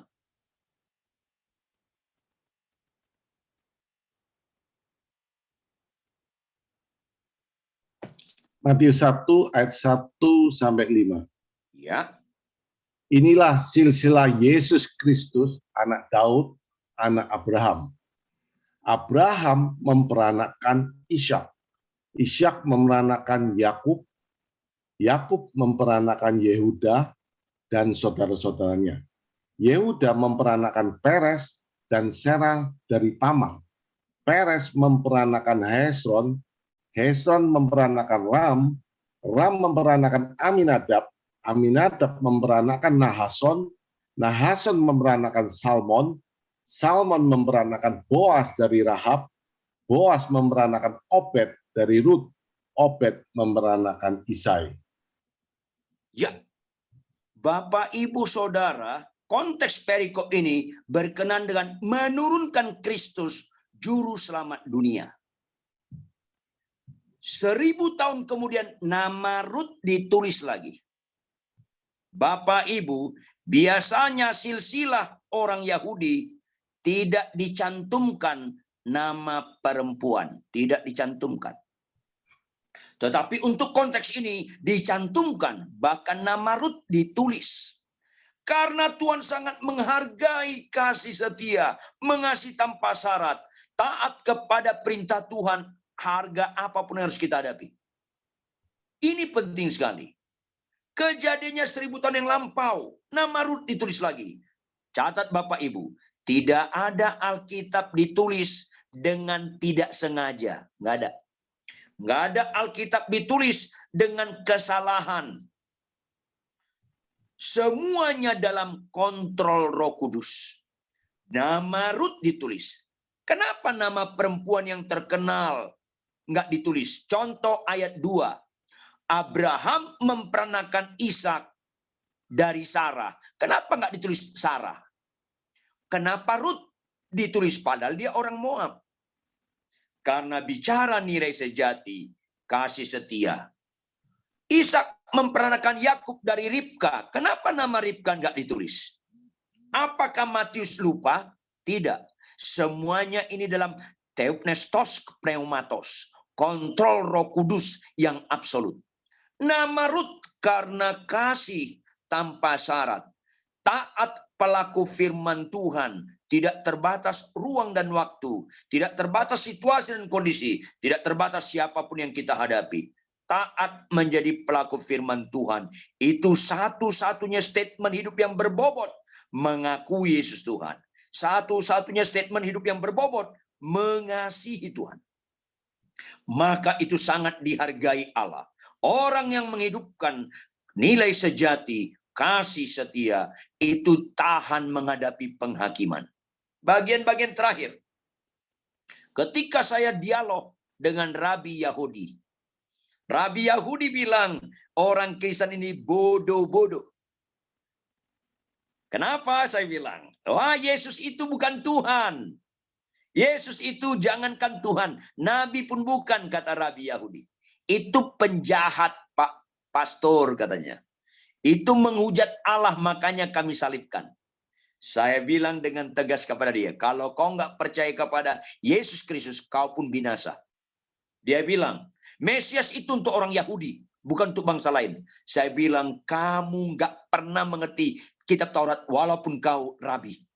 Loh kenapa? Saya bilang, kamu orang Yahudi, kitabmu apa? Kitab mereka, catat baik-baik, kitab mereka, kitab Kejadian sampai Maleaki. Perjanjian lama ini, itu kitab orang Yahudi. Kemudian saya tanya sama dia, ada nggak kitab Yahudi menulis suku lain? Oh nggak ada, katanya. Saya tanya kamu, saya bilang, dalam Alkitabmu ada nggak kitab Rut? Ada nggak kitab Rut? Dia diam. Kitab suci orang Yahudi, ada kitab menggunakan nama Rut. Dan itu orang Moab. Yesus juru selamat dunia, bukan juru selamat hanya untuk orang bangsa Israel. Juru selamat dunia. Kitab suci orang Israel, ada nama menggunakan nama Rut, orang Moab. Karena menghidupkan kasih setia. Bahkan kitab suci orang Kristen pun menggunakan nama Rut. Bapak, Ibu, malang sekali nasib kita. Kalau kita percaya kepada Yesus, karena begitu besar kasih Allah akan dunia ini, tetapi kita nggak menghidupkan kasih dalam kehidupan berumah tangga. Kasih dalam bersekutu, kasih dalam bermasyarakat. Bahkan sama musuh pun kita mengasihi. Kasih itu sabar, kasih itu tidak sombong, kasih itu murah hati. Kasih itu tidak menyimpan kesalahan orang lain. Kasih itu lemah lembut. Mari Bapak Ibu, rayakan Natal dengan benar. Hidupkan nilai sejati. Kasih.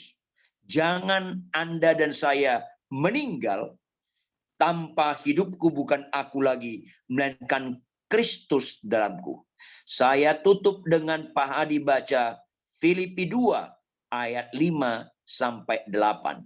Baru nanti kita serahkan nanti tanya jawab. Ya, Filipi 2 ayat 5 sampai 8.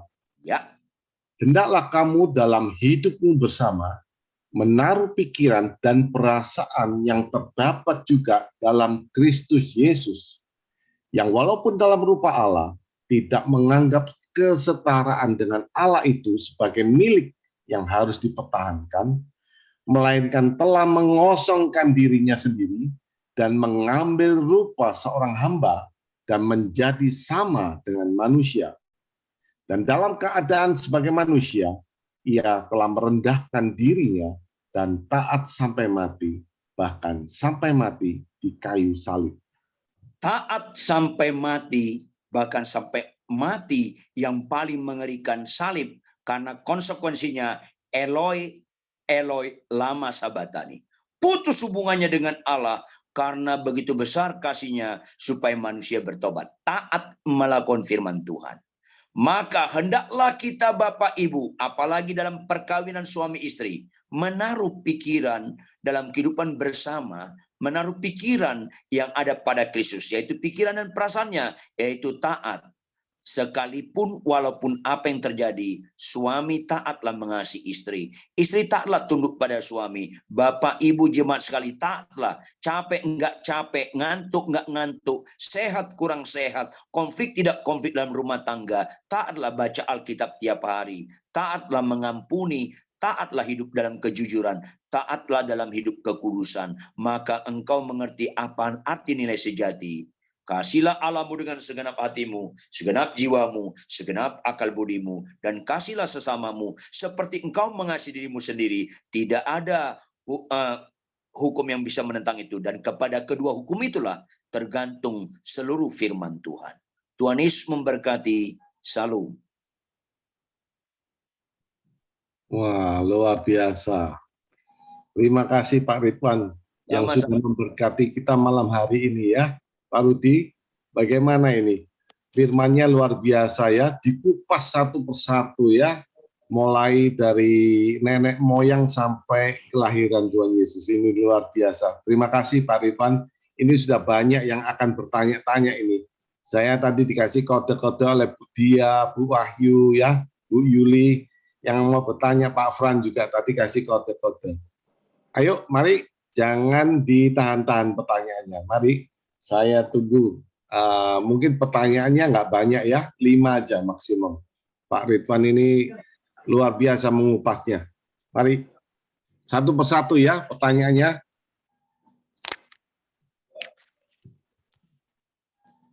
Ya, mari. Siapa dulu Pak Rudi ya yang mau bertanya Pak Rudi? Kayaknya Ibu Wayuning, Mbak. Oh iya, mari.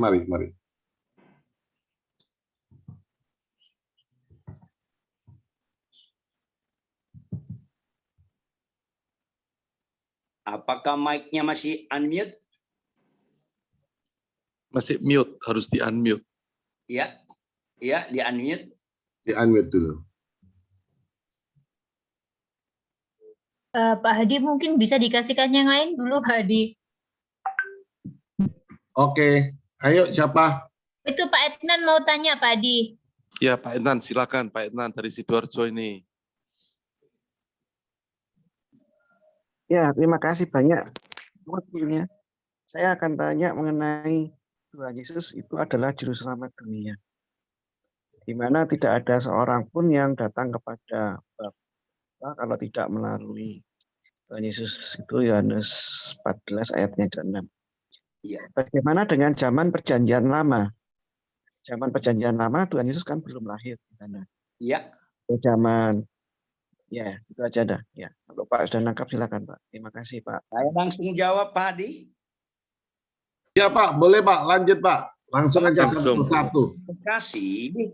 Waktu Yesus mati turun dalam kerajaan maut, dijelaskan dalam kitab Petrus. Jelas sekali, dia menginjili orang-orang mati, tapi orang-orang mati jangan salah tafsir.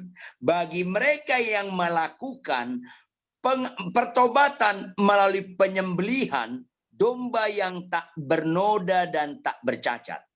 Karena domba yang tak bernoda dan tak bercacat adalah tipologi tentang Kristus Yohanes 1 ayat 29. Pada keesokan harinya, Yohanes melihat Yesus lewat. Lihatlah anak domba Allah.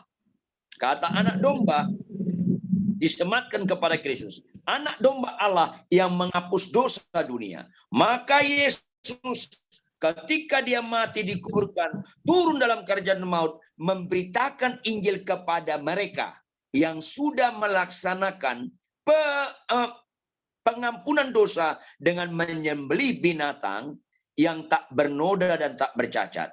Boleh baca Pak Adi? Imamat 5 ayat 15-16.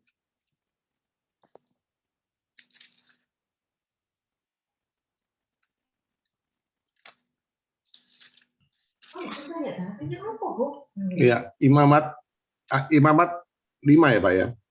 Ya.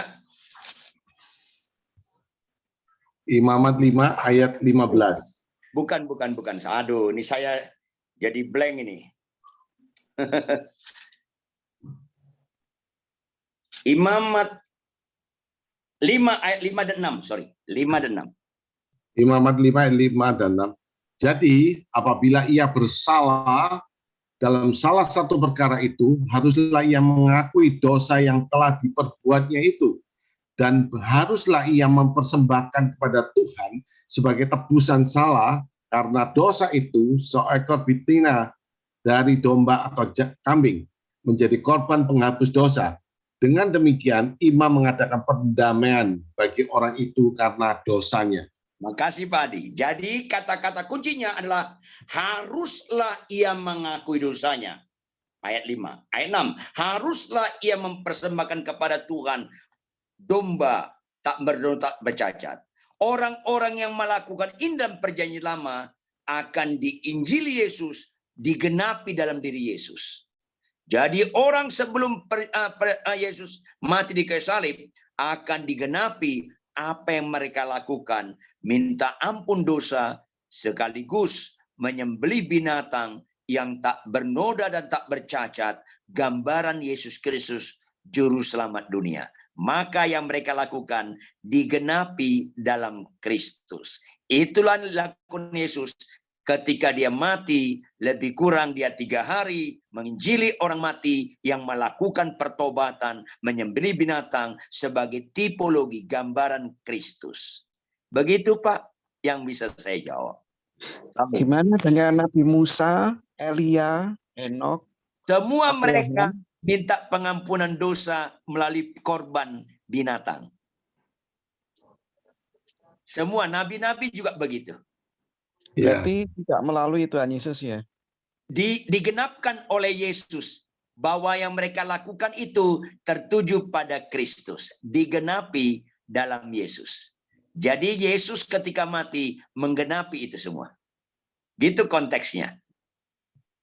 Waduh, ini pelajaran mendalam sekali ini ya. Ya. Luar biasa. Ini ada titipan pertanyaan Pak. Tadi dikatakan ada dibagi 2 ya di Alkitab, perintah dan janji itu Pak. Ya. Nah, janji itu kebanyakan orang janji itu nggak sabar Pak. Sesuai dengan firman, contohnya Abraham dan Sarah itu nggak sabar Sarahnya sehingga terjadi malapetaka yang kayak gitu Pak. Nah, ini ada yang tanya Pak, bagaimana tipsnya supaya kita ini bisa bersabar menunggu janji yang belum ada ujungnya gitu Pak. Bagaimana Pak? Janji mengenai diberkati ya, atau janji dapat keturunan dan banyak hal. Nah, tipsnya supaya bersabar itu bagaimana ini Pak? Ada titipannya Pak. Orang yang berfokus pada janji Tuhan pasti nggak sabar. Orang yang berfokus pada perintah Tuhan pasti sabar. Dan jangan lupa Bapak Ibu, saya kasih contoh lagi, cari dahulu kerajaan Allah dan kebenarannya, itu perintah. Maka semuanya ditambahkan kepadamu, itu janji. Perhatikan Bapak Ibu, lebih berbobot perintah daripada janji. Kenapa? Karena cari dahulu kerajaan Allah dan kebenarannya, itu kalimat pengakibat. Maka semuanya ditambahkan kepadamu, itu akibat. Semua kalimat akibat bergantung mutlak kepada kalimat pengakibat. Orang taat tidak mengejar janji Tuhan. Catat baik-baik. Orang taat dikejar janji Tuhan. Orang taat tidak mengejar berkat. Orang taat dikejar berkat. Baca Pak Adi 1 Korintus 2 ayat 9. Ini seringkali orang kutip ayat ini, orang nyanyikan tanpa pengertian. 1 Korintus 2 ayat 9, tetapi seperti ada tertulis, apa yang tidak pernah dilihat oleh mata dan tidak pernah didengar oleh telinga dan yang tidak pernah timbul di dalam hati manusia, semua yang disediakan Allah untuk mereka yang mengasihi Dia.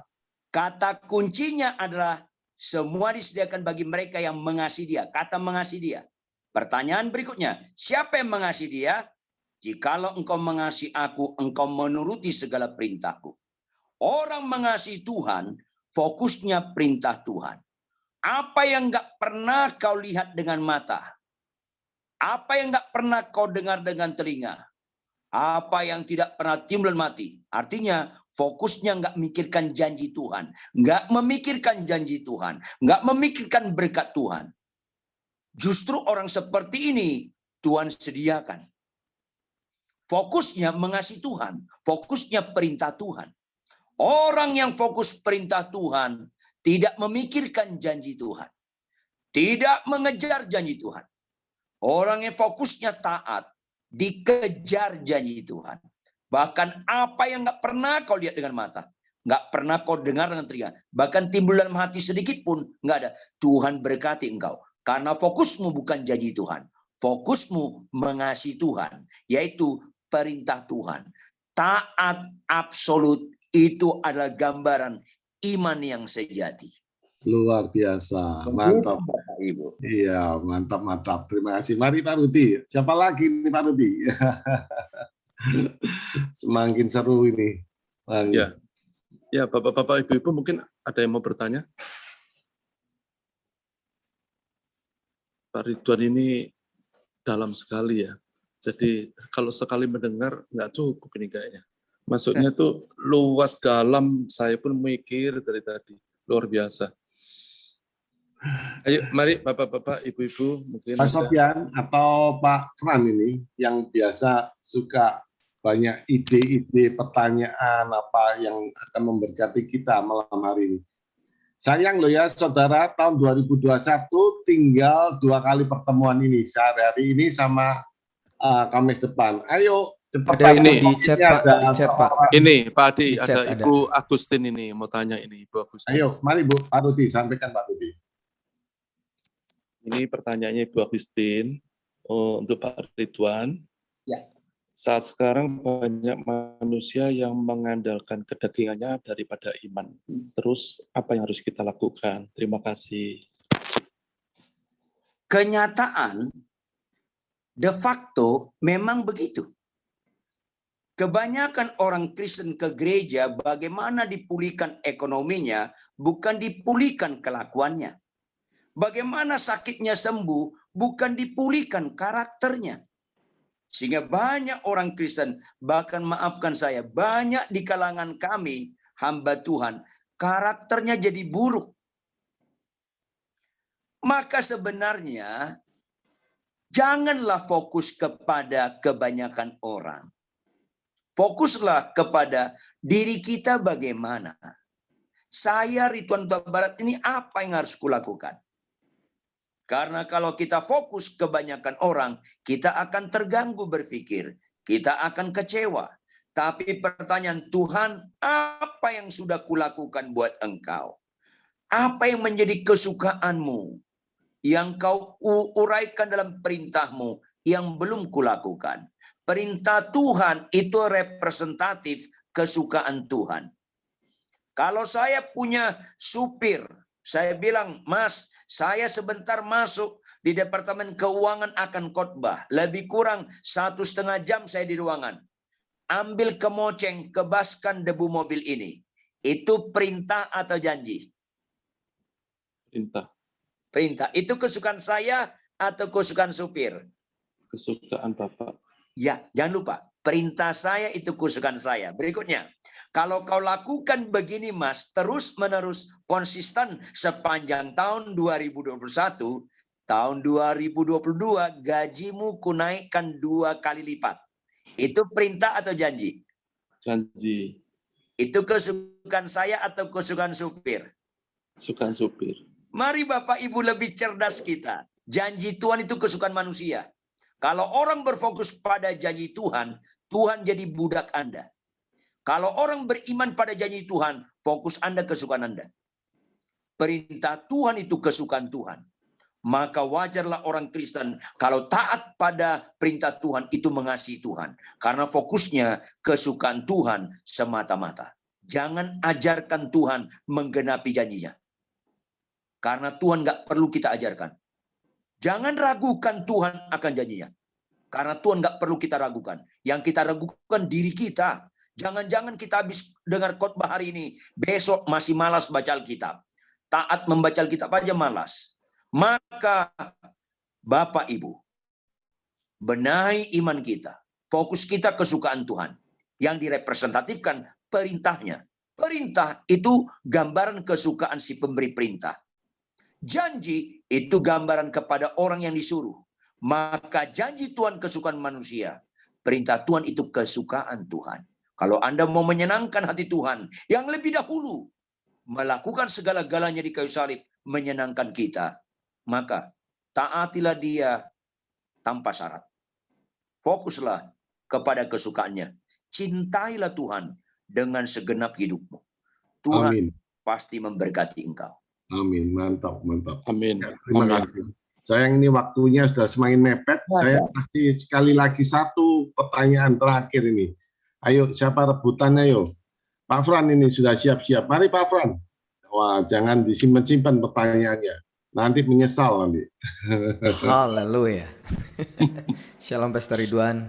Shalom Fran. Ini pertanyaan yang paling sering ditanyakan oleh banyak teman-teman saya. Bagaimana dengan teman-teman kita, saudara-saudara kita yang ada di pedalaman-pedalaman yang mungkin sampai hari ini belum mendengar Injil sama sekali? Ya, belum mendengar Injil sama sekali, dan ya mungkin sudah ada beberapa yang ya berganti terus ini keturunannya dan akhirnya mati dan Injil belum mereka dengar. Iya. Sama sekali mereka tidak pernah mendengar Injil. Bagaimana dengan nasib mereka? Boleh kita baca Pak Adi 2 Petrus 3 ayat 9?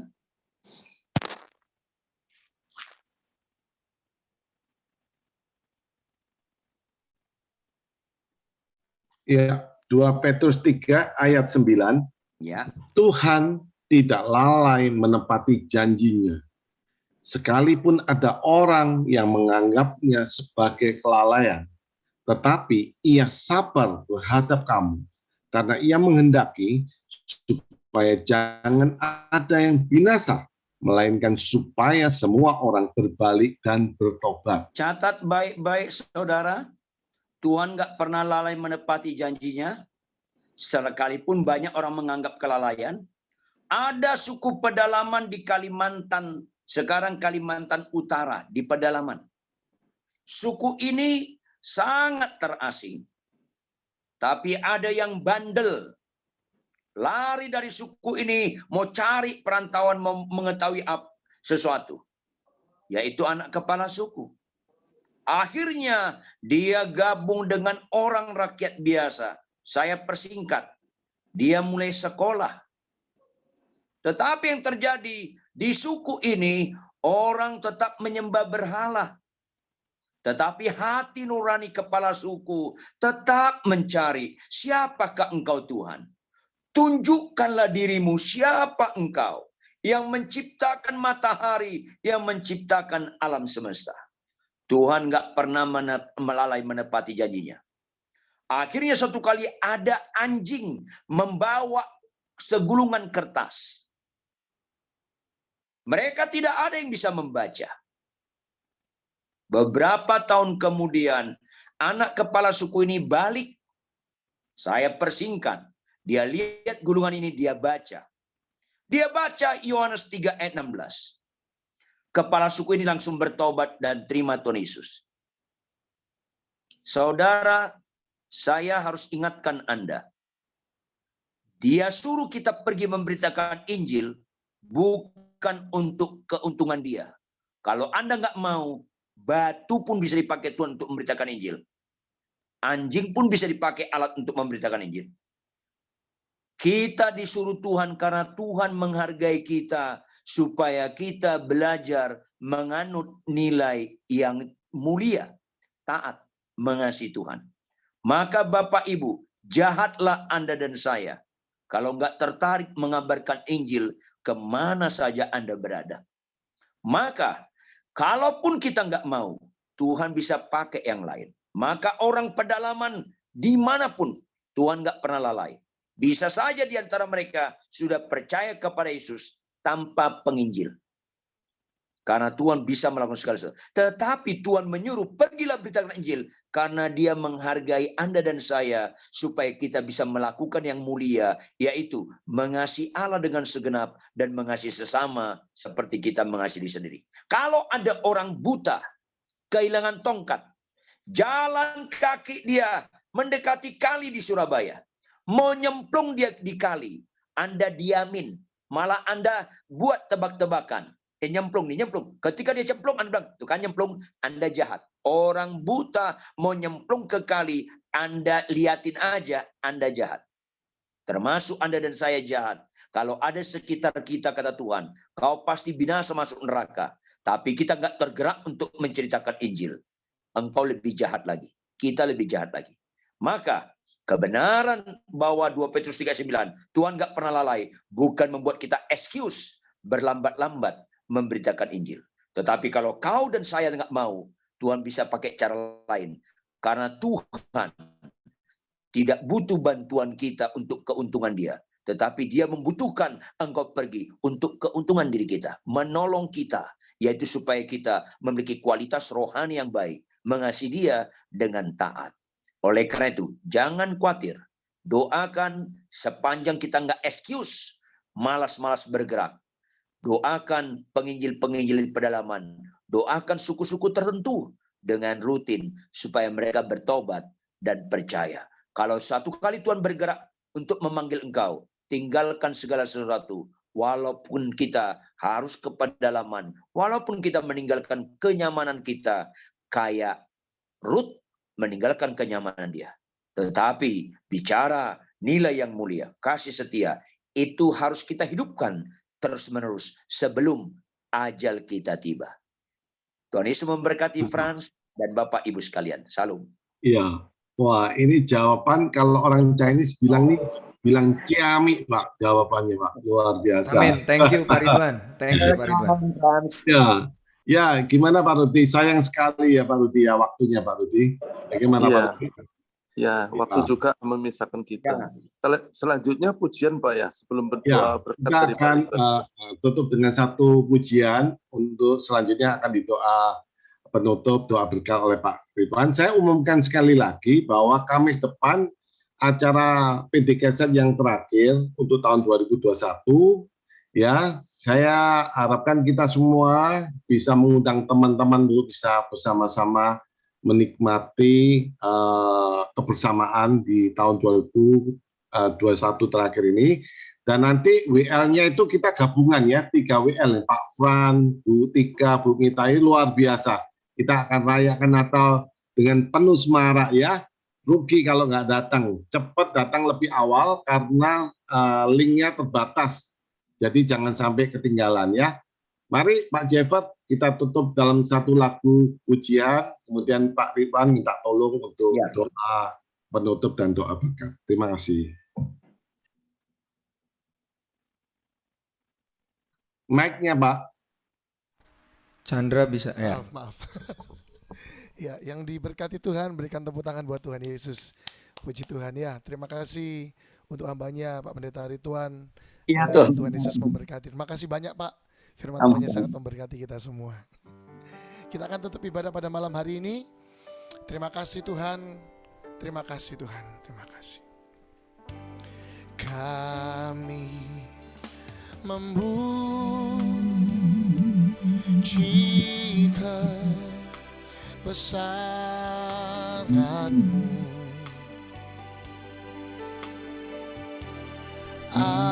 ajaib Tuhan, ajaib Tuhan, kami memuji kebesaran-Mu. Oh, ajaib Tuhan, ajaib Tuhan. Mari bersama katakan, kami memuji kebesaran-Mu. Oh, ajaib Tuhan, ajaib, ajaib Tuhan. Kami memuji kebesaran-Mu, kebesaran-Mu, ajaib Tuhan,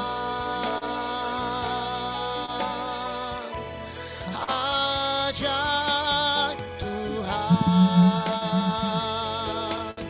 oh, ajaib Tuhan,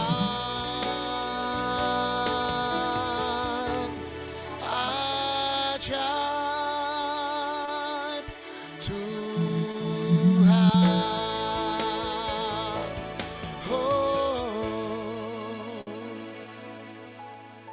Tidak habis-habisnya kami kagum-kagum dan kagum kepada Engkau Tuhan.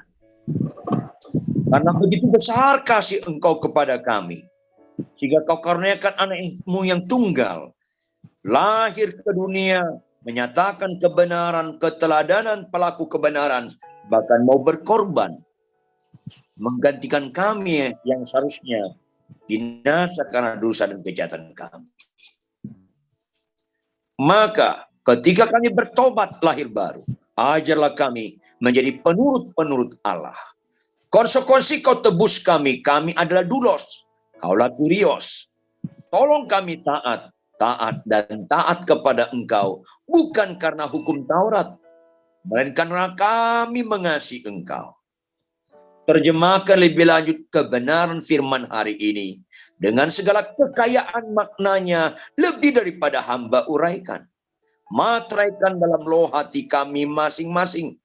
Jika ada dosa dan kejahatan kami, ketidaktaatan kami ditegur secara langsung atau tidak langsung, ampuni kami Tuhan. Tolong Roh Kudus mampukan kami mengimplementasikan kebenaran hari ini, yaitu nilai sejati, nilai yang mulia, kasih setia. Sehingga kami menjadi pelaku-pelaku firman Tuhan, dimulai dalam kehidupan sehari-hari, di rumah tangga kami Tuhan. Berkati PDKSet ini Tuhan, menjadi alat membuat orang yang nggak percaya jadi percaya, membuat orang percaya jadi murid Tuhan, menjadi mereka yang percaya bertumbuh ke arah Kristus, sehingga sifat-sifat ilahi. Hidupku bukan aku lagi, melainkan Kristus yang taat sampai mati, bahkan sampai mati kayu salib. Memberkati semua yang mendengarkan firman hari ini, semua member PDKSet dalam takut akan Tuhan. Berkati hamba-hamba-Mu Tuhan. Siapapun yang ambil bagian dalam pelayanan hari ini, ingatkan mereka, tidak ada yang sia-sia dalam melayani Tuhan. Jemaat yang dikasih oleh Tuhan, angkatlah kedua belah tanganmu. Jadilah kuat dalam kebenaran firman Tuhan. Sebab setiap orang yang dikuasai kebenaran tidak mungkin dikuasai oleh kekecewaan. Oleh karena itu, arahkanlah hatimu dan terimalah berkat kasih Allah Bapa yang kekal, yang tidak pernah berubah, anugerah serta damai sejahtera dari Yesus Kristus Tuhan, persekutuan pertolongan penyertaan di para Roh Kudus, berkat Allah Tritunggal memberkati saudara sekalian untuk penurut-penurut Allah, pelaku firman Tuhan karena mengasihi Dia dan setia, mulai hari ini sampai Maranatha, bahkan sampai selama-lamanya. Semua yang percaya dan diberkati bersama-sama katakan Amin. Amen.